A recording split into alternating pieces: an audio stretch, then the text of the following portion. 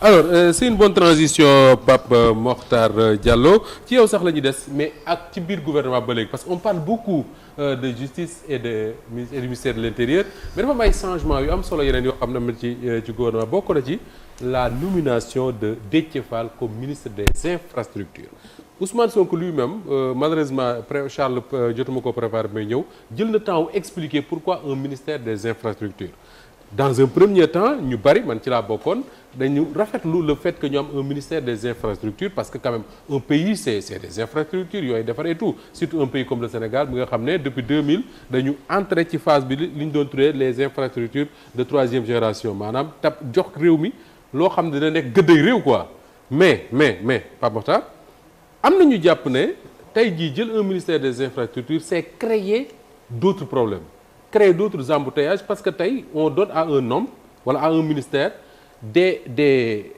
prérogatives ci ay ministères yu bëree bëri par exemple tey ministère de l'intérieur bu ñu bëggoon tabax benn commissariat de police ñu ne non c'est le ministère des infrastructures qui doit construire ça le ministère des transports tey bu ñu bëggoon a tabax benn pont wala quelque chose comme ça ñu ne non c'est le ministère des infrastructures en attendant le décret de répartition des services bi nga xam ne le président di négocier ak le premier pour ñu xam ku nekk li nga yor est-ce que yaakaaroo ne tey un ministère des infrastructures bu ñu ci deful ndànk dina créer plus de problèmes que li ñu bëggoon a régler. mais xam nga ministère des infrastructures existé woon na mais dañu ko boole woon ak transport. oui fa la nekkoon donc voilà donc li ñuy wax nii moo yàgg di valable.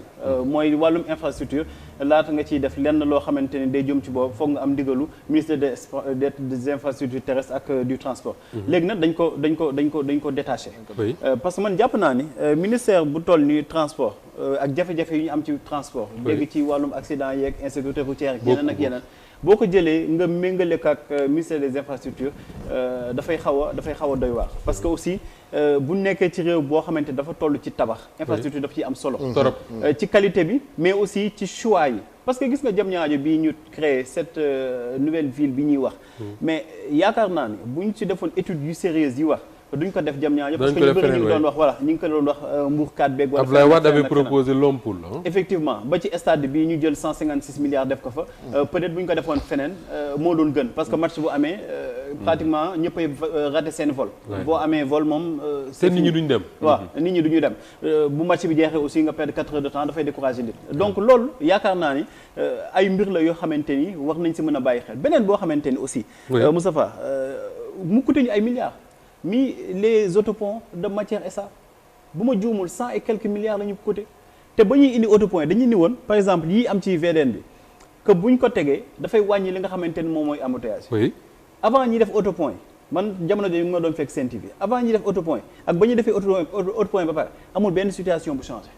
je l'ai vécu aujourd'hui. effectivement loolu tey mii fépp fii xaar yàlla bi autopont bi ñu defee gisuma njëriñ bi ñii jaar foofu di dem ci autoroute wala di dem maris pratiquement même situation nañu ko ne di vivre alors ñu jël autant de millions wala de milliards def ko ci ay autopont def ko ci yenn infrastructures yi ñu wëlbati ko gis ni infrastructure yooyu la peut-être njëriñ bi das na mais quand même dina baax ñu wut benn ministre boo xamante ne loolu kese moom mooy doon prérogative am mi déjà xalaat ci li nga xamante ni moom mooy pertinence yu yenn choix yi bu ñu fàtte ni gis nga boulevard bi lu mu tudd sax Castor 2 voies Castor yi waaw boulevard tey dem ba fële dem ba école normale.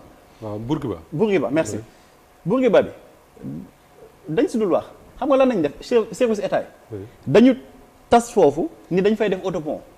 oui mais c'était annoncé d'ailleurs. liggéey si presque 1 an. ba tey suba ni c'est pas pertinent arrêté ko. oui moom mooy côté bi jógee ci Castor. daanu yoonu HLM bi. liggéey ci presque 1 an.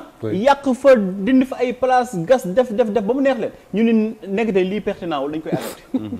donc loolu pour toutes ces raisons étude de faisabilité. effectivement toutes ces raisons. c'est vrai Pape loolu amoon na même kii bii ñuy wax histoire lu mu tudd kii Maguilène.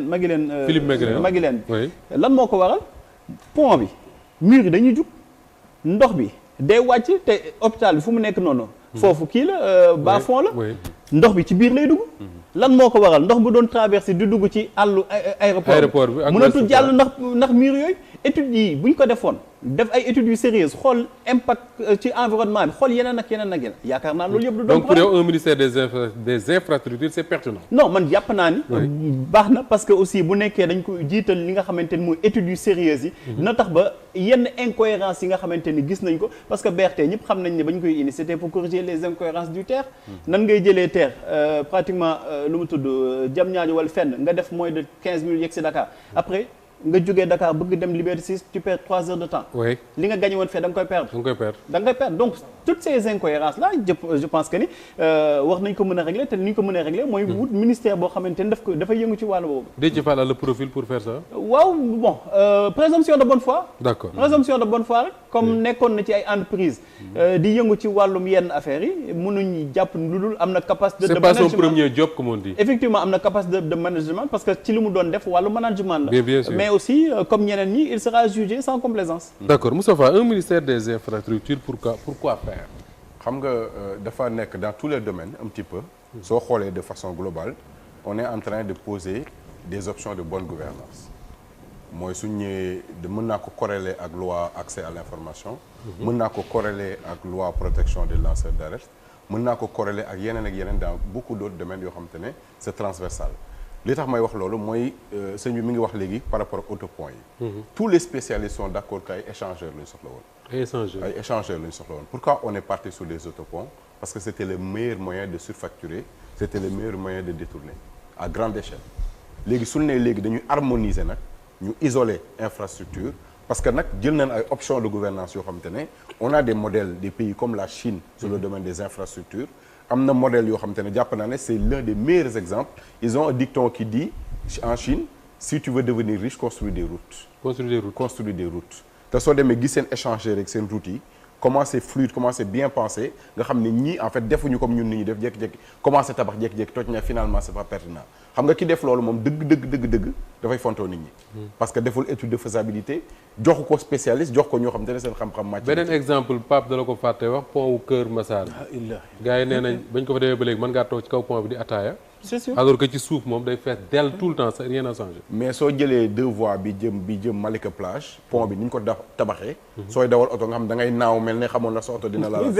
ce sont des choses yoo xam te ne moo am ci dëkk bi da nga naan ñan ñoo tabax lii ñan ñoo xalaat lii. c'est comme l'élément les filaos qu'on enlève pour construire je ne sais quoi. Oui. Alors que ki amul xam-xam sax xam na ne ça c'est là pour protéger.